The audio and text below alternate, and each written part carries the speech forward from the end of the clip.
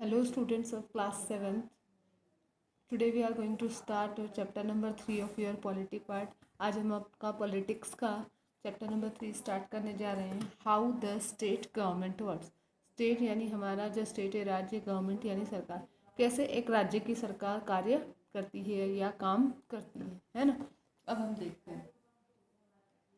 Whose responsibility. Responsibility का मतलब होता है जिम्मेदारी, कि किसकी जिम्मेदारी. In the previous year we learn that government works at 3 level.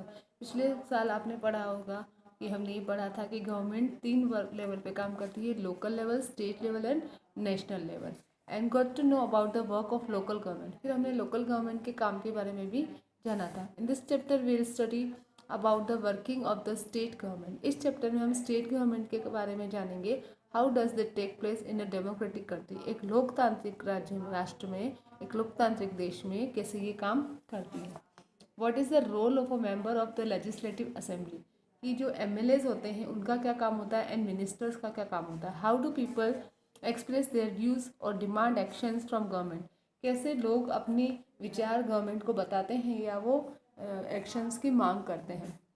Will seek answer to these questions through the example of health. हम इस एक एग्जाम्पल देखते हैं, इसके थ्रू हम समझते हैं. Okay, you have to see this. According to it there is a water scarcity in our state and people are also following it. कि आपको ये कह रही है क्योंकि आपको ये देखना चाहिए कि इसके अकॉर्डिंग हमारे जो राज्य है यहाँ पर पानी की कमी हो रही है, लोग उससे बीमार हो रहे हैं. People were drinking dirty water in many villages. Streams and tanks have dried up. Villagers have to walk great distance to fetch water in the worst affected areas. कि लोगों को बाहर बहुत दूर से पानी लाने जाना पड़ रहा है. झरने सूख रहे हैं, तालाब सूख रहे हैं. बहुत सारे गांव में लोगों को गंदा पानी पीना पड़ रहा है ना. और उनको बहुत दूर चलकर पानी लेकर आना पड़ रहा है. People receive water supply at the district headquarter Patalpuram once in 3 days. जैसे कि पाटलपुरम का जो डिस्ट्रिक्ट हेडक्वार्टर है वहाँ पर 3 दिन में एक बार वाटर सप्लाई होती है. The number of patients in the district hospitals are more than the available bed. जो डिस्ट्रिक्ट के जो हॉस्पिटल है उसमें जो बेड है वो जो पेशेंट है उनसे कहीं कम है. Among them there are more children patient suffering from diarrhoea. और उनमें से बहुत सारे तो बच्चे हैं जो डायरिया से सफ़र कर रहे हैं. ठीक है. According to the TV news 10 people have died because of diarrhea.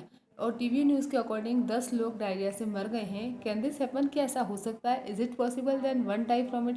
क्या ये पॉसिबल है कि कोई इससे मर जाए. The afternoon. फिर दिन के टाइम दोनों फ्रेंड जा रहे हैं.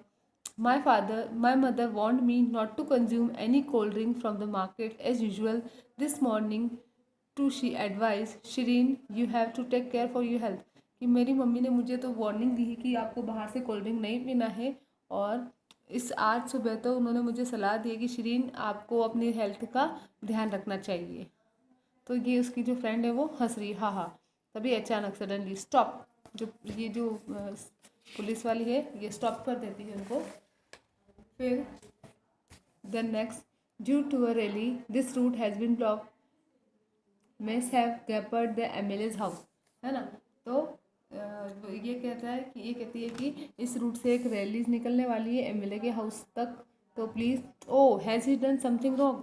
तो फिर ये कह रही है कि क्या उन्होंने कुछ गलत कर दिया. तो ये कह रही है हाँ हाँ no message are angry because. नहीं, कोई भी लोग गुस्सा नहीं हैं because he hasn't done anything. क्योंकि उन्होंने कुछ भी नहीं किया है. लेकिन लोगों का ग्रुप यहाँ से जाएगा MLA के हाउस तक, तो इसलिए यहाँ से रैली निकलेगी. We want the concerned authorities to control the alarming public health conditions and take some immediate actions. This responsibility must be taken by our MLA. कि हमें अपनी जो अथॉरिटीज़ हैं उनको बताना चाहिए कि कैसे अब पब्लिक की हेल्थ की जो कंडीशन है वो कैसे बिगड़ती जा रही है ना. और इसके लिए कुछ एक्शंस लिए जाने चाहिए. ये हमारे MLA की जिम्मेदारी है. He must be a leader और else he has a high pitched voice. कि वो तो लीडर है, उनकी तो आवाज़ भी ऊंची, मतलब वो सबको अच्छे से बता सकते हैं. Be quiet. He is a opposition party's member. I saw him on TV. देखिए नहीं, वो तो अपोजिशन पार्टी का मेंबर है, मैंने उसको TV पर देखा है. तो अब ये सारे काम जब लोग ये पानी सप्लाई इस तरीके से कुछ उनको प्रॉब्लम तो MLA के पास गए थे उस एरिया के लोग, है ना. अब हम देखेंगे कि MLA क्या होता है. What is an MLA.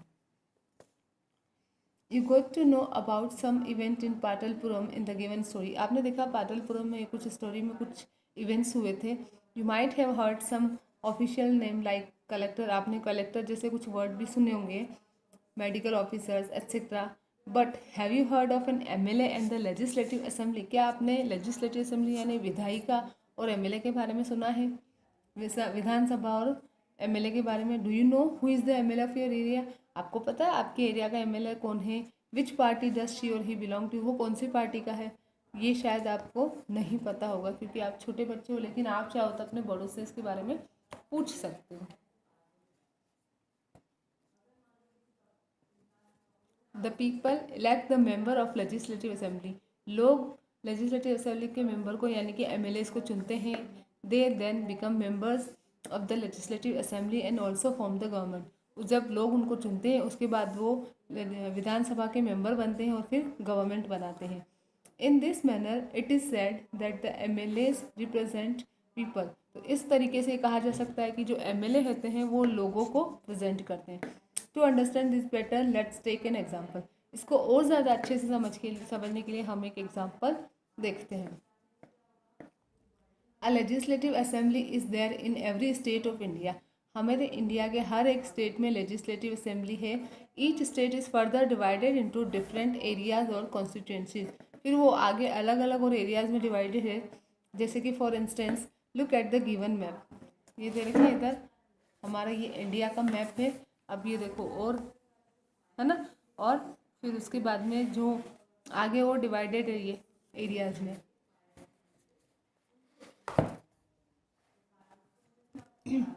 It shows the state of Himachal Pradesh which is divided into 68 assembly constituencies. इसमें हिमाचल प्रदेश को दिखाया गया है जिसमें कि 68 constituencies हैं। The people elect one representative from each constituency. हर एक कॉन्स्टिट्यूंसी से एक रिप्रेजेंटेटिव आता है जो कि मेंबर ऑफ लेजिस्लेटिव असेंबली यानी कि एमएलए बनता है। You would have observed that people stand for elections in the name of different parties. कि आप लोगों ने देखा होगा कि ये जो लोग होते हैं वो अलग अलग पार्टीज से बिलोंग करते हैं। Therefore, these MLAs belong to different political parties. अलग अलग टाइप्स इलेक्शंस में जो है वो अलग अलग पार्टीज के नेम भी होते हैं, है ना, जहाँ से वो खड़े होते हैं, इसलिए वो फिर अलग अलग पार्टीज से बिलोंग कर रहे हैं। How do people who were elected as MLAs become ministers और चीफ मिनिस्टर? कैसे ये लोग मंत्री और मुख्यमंत्री वगैरह बन जाते हैं, यही MLA. A political party whose MLA have won more than half the member of constituencies in a state. कि अगर एक स्टेट में कोई भी एक एमएलए जो आधे से ज़्यादा मेंबर्स जो होते हैं वो अगर उसको जीत लेता है, he have won more than, कि आधे से ज़्यादा मेंबर उनका समर्थन करते हैं, it is said to be majority. तब क्या कहा जाता है वो मेजोरिटी, की भाई हाँ मेजोरिटी है, आधे से ज़्यादा मेंबर उसको समर्थन दे रहे हैं। The political party that win the majority, और वो पॉलिटिकल पार्टी जो कि मेजोरिटी जीतती है, is called the ruling party, वही शासन वाली पार्टी कहलाती है। एंड ऑल अदर पार्टीज और members are called the opposition, और उसके बाद दूसरे जो पार्टी और मेंबर्स होते हैं वो विपक्ष कहलाते हैं। फॉर इंस्टेंस जैसे कि there are 68 MLA constituencies in the Legislative Assembly of Himachal Pradesh. Himachal Pradesh में 68 MLA constituency है।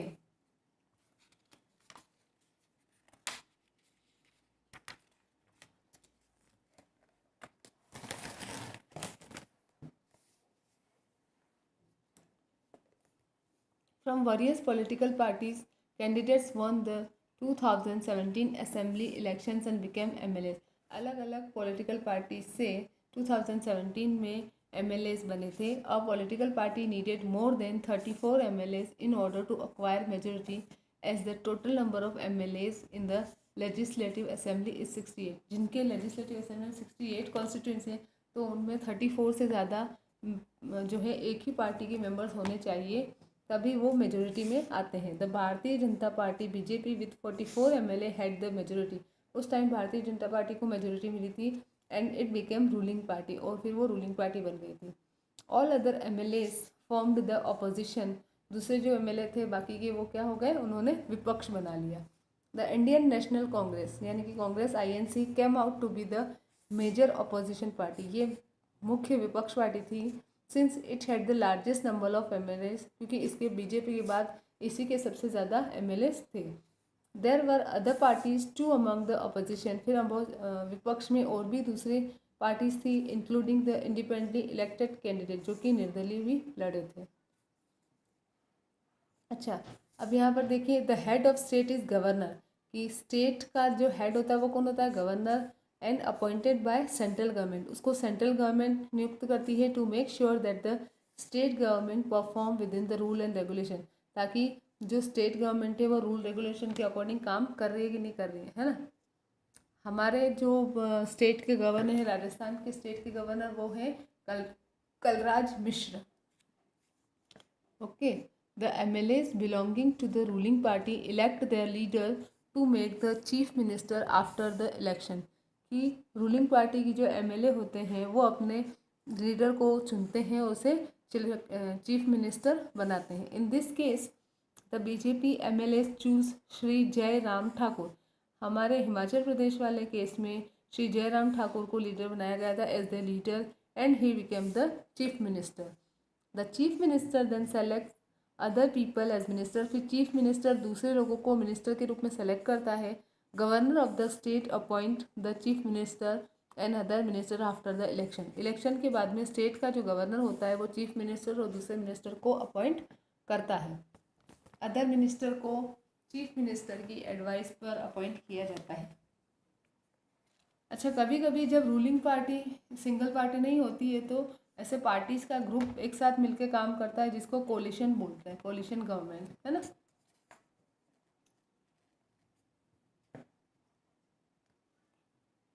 The responsibility of running various government department और minister is in the hands of the chief minister and other appointed ministers, कि जो भी government चल रही जो होती है उसके जो गवर्नमेंट डिपार्टमेंट होते हैं अलग अलग या मिनिस्ट्रीज होती है, उनकी जिम्मेदारी होती है कि वो चीफ मिनिस्टर और जो भी मिनिस्टर्स अपॉइंट किए हुए होते हैं उन सबकी जो वर्क होता है वो मिनिस्टर्स जो करते हैं वो सब जवाबदेह होते हैं। दे होल्ड सेपरेट ऑफिसेज, उन सब के अलग अलग ऑफिस होते हैं। In a legislative assembly all MLAs whether from the ruling party और from the opposition meet to discuss various matters. Legislative assemblies में सारे MLAs चाहे वो रूलिंग पार्टी के हैं चाहे रूलिंग पार्टी के नहीं हैं, है ना, लेकिन सभी आपस में मिलते हैं और अलग अलग मामलों पर चर्चा वो करते हैं। Therefore some MLAs have 2 responsibilities, तो इसलिए कुछ कुछ MLAs के पास में 2 रिस्पॉन्सिबिलिटीज़ होती हैं। वंस एज एन MLA, एक तो MLA के रूप में, and the other as a minister, और दूसरी मिनिस्टर के रूप में। Will study about this further more, हम आगे इसके बारे में और पढ़ेंगे। A debate in the legislative assembly, अब लेजिस्लेटिव असेंबली में डिबेट होता है, तो देखो कैसे होता है डिबेट, है ना, उसके बारे में हम देखेंगे। To visit the legislative assembly, Aliya, Sneha and many other students from their school travel to the state capital. Legislative assembly देखने के लिए आलिया, स्नेहा और उसके दूसरे स्कूल के बहुत सारे बच्चे जयपुर स्टेट कैपिटल गए। It was a big building, ये बहुत ही बड़ी बिल्डिंग थी। द चिल्ड्रन वर एक्साइटेड, बच्चे बहुत ही एक्साइटेड थे। They moved upstairs after security checks, फिर वो धीरे धीरे सिक्योरिटी चेक करवाने के बाद ऊपर गए। There was a gallery from where they viewed large hall below, फिर उन्होंने देखा कि एक गैलरी है जहाँ से वो क्या दिख रहा है, बहुत बड़ा हॉल दिख रहा है। The desk are arrange in several rows, और कुछ लाइनों में डेस्क लगी हुई है।